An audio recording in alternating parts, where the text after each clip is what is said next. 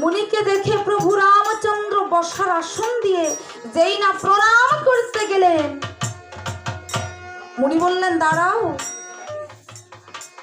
দাঁড়াও রামচন্দ্র, তুমি যে আমাকে প্রণাম করছো, আমি তো তোমার প্রণাম গ্রহণ করতে পারবো না। মুনি ঠাকুর,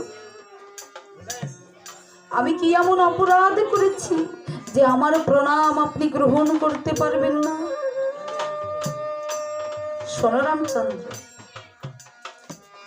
তুমি রাবণ কুম্ভকর্ণকে হত্যা করে ব্রহ্ম হত্যা পাপী হয়েছো, তাই তোমার প্রণাম আমি কিছুতেই গ্রহণ করতে পারবো না।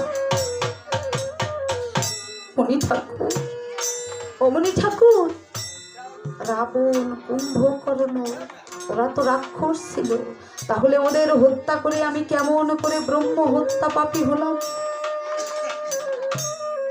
রামচন্দ্র,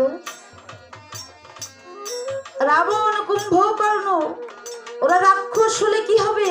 ওদের যে ব্রহ্মাংশে জন্ম ছিল, তাই ওদের হত্যা করে তোমার